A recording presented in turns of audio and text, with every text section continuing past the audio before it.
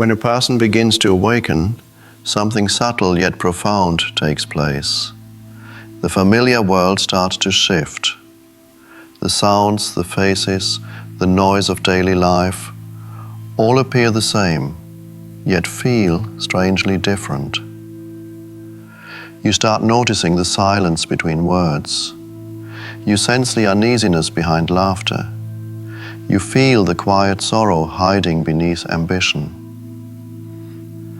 It's as if the curtain of reality is pulled back, revealing a vast silent presence that was always there, yet unseen. You begin to wonder, if this silence has always been here, how could I have missed it? That question alone marks the birth of awakening. Because once you begin to see beyond appearances, the old world can never look the same again. Awakening doesn't happen in a flash of light. It often begins quietly, like a crack forming in the shell of identity.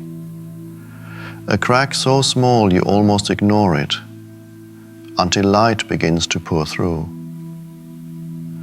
You notice how people speak without presence, how conversations drift like empty echoes, how the world runs endlessly, chasing what it can never catch.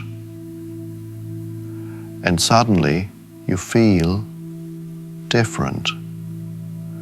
Not superior, not enlightened, just aware. Aware that much of what you once believed real was only noise. This awareness can feel liberating, but also unsettling, because the truth once seen cannot be unseen. There comes a stage when awareness feels heavy. You start to see not only the beauty of the world, but its hidden pain, the loneliness behind smiles, the fear that hides behind confidence. You see how people rush from one distraction to another, not because they love movement, but because they fear stillness. And that vision, it can be exhausting. You feel everything, the unspoken, the unseen, the unresolved. You want to help, to awaken others, but soon you realize awakening cannot be given. It must rise from within in its own time. This understanding humbles you. It teaches you compassion without interference, love without control. Those around you begin to notice the change. They say, "You've become distant," or "You've changed, you're not the same anymore." And they're right. Something in you has dissolved. The restless identity, the endless chase, the noise, gone. But they can't see what replaced it. They only see your silence and mistake it for indifference. They don't understand that silence is not emptiness, it's fullness. So you find yourself standing between two worlds, the outer world that demands your attention and the inner world that calls you home. At times it feels like walking between two dimensions, one filled with constant motion, the other rooted in eternal stillness. This is the lonely threshold every awakening soul must cross. There is a solitude that follows awakening, not the loneliness of absence, but of vastness.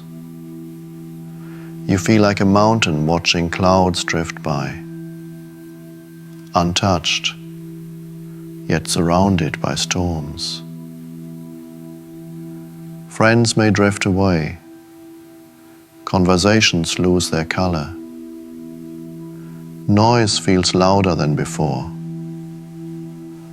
And yet, in that silence, a new kind of intimacy begins. An intimacy with life itself. You start to notice the wind again. You listen to the hum of the world and realize it's been singing all along. This solitude, once painful, begins to reveal its beauty.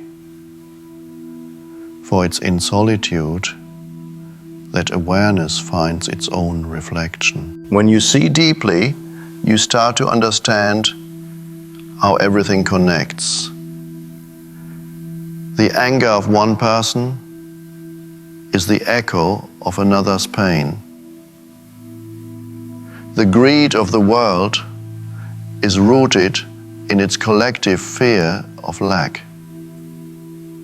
The chaos of humanity is a cry for presence. You begin to realize nothing and no one is truly separate. The world's suffering is not something happening out there.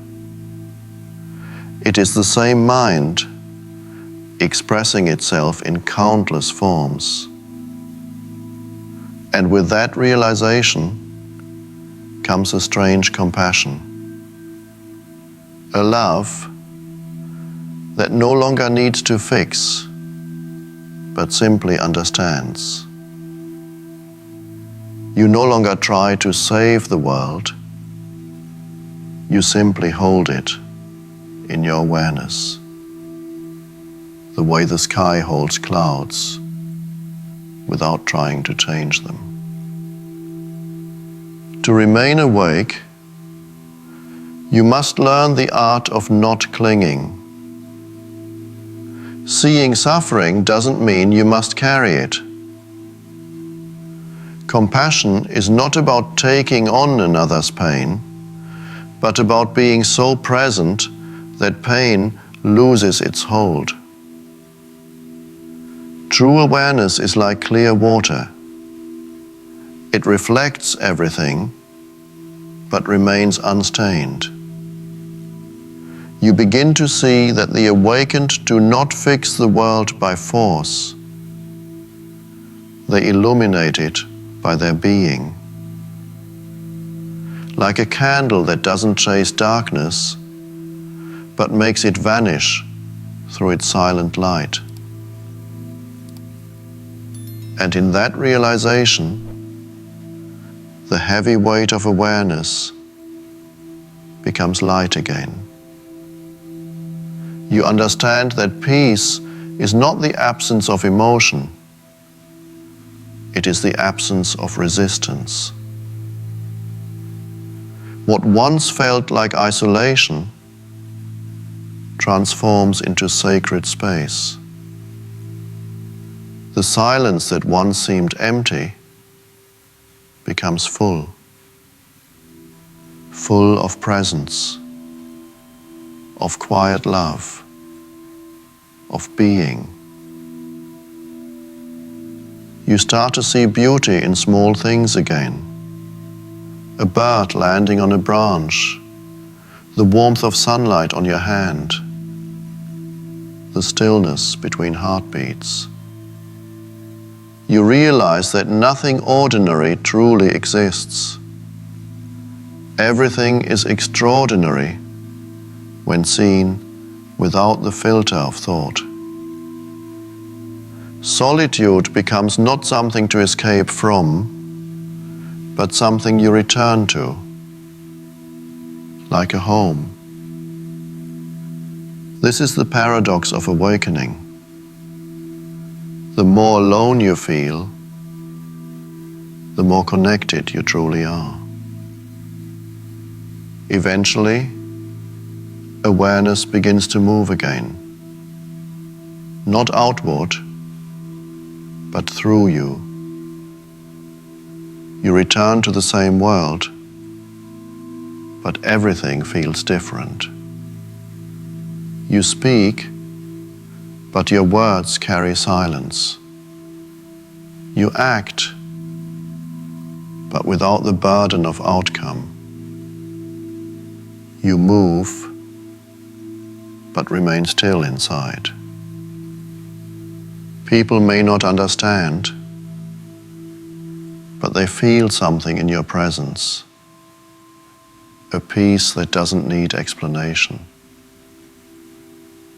You no longer belong to the noise of the world, yet you walk gently among it, a quiet witness, a calm reminder of what is real. So yes, there is danger in seeing what others don't. The danger of being misunderstood. The danger of feeling too deeply. The danger of walking alone for a while. But that danger is also grace, because through it, something new is born, a clarity that cannot be taken away. The world doesn't need more opinions, it needs awareness, and that begins with you. Walk gently then. Carry your silence like a lamp. Let your presence speak louder than your words. Once you begin to see, the world becomes a mirror.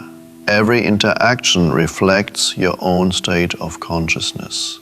Anger reveals where you still resist. Fear shows where you still cling. The world no longer feels like a random play. It feels intentional, as though life itself is guiding you to awaken deeper. Every challenge becomes a teacher, every person a reflection. Even the chaos begins to make sense, not as punishment, but as purification. You realize nothing is against you, everything is for your awakening. Awareness also reveals the paradox of existence. Light and shadow are not enemies, they are partners in awakening. Without darkness, light cannot be known. Without form, the formless has no expression. You begin to see that even unconsciousness serves consciousness. It pushes you toward stillness. The noise of the world becomes the contrast that amplifies silence. This realization dissolves judgment. You stop calling things good or bad, and instead see them as movements of the same great intelligence. That is freedom, not from the world, but from the mind's resistance to it. As awareness matures, something unexpected happens. The sense of me begins to dissolve, not dramatically, but gently. You no longer feel like a separate observer watching life. You feel like life itself, watching through you. There is still a personality, a name, a story, but they feel like clothes you can wear or remove. And in that letting go, a deep relief arises. Because the one who suffered, the one who chased meaning, was never truly real. Only presence remains, vast, silent, awake. When awareness stabilizes, you begin to live differently, not as a seeker, but as a space through which life flows freely. You work, but without inner tension. You speak, but with pauses that breathe peace. You listen, not to respond, but to truly hear. Even ordinary moments, washing dishes, walking down the street, become sacred rituals of now. This is not enlightenment as an idea, it is enlightenment as a way of being, simple, grounded, alive. True seeing is not cold, It is full of love. When you truly see someone, you no longer see their mask, but the frightened child beneath it. You recognize their suffering because you've seen your own. You forgive naturally, not as a moral act, but as an expression of understanding. Compassion flows not from effort, but from clarity. You help without trying. You love without needing. This is what the awakened call actionless action. It is the doing that comes from being. And then a deeper mystery unfolds. You realize that even seeing is not yours. It is life seeing itself. The universe awakening to its own reflection.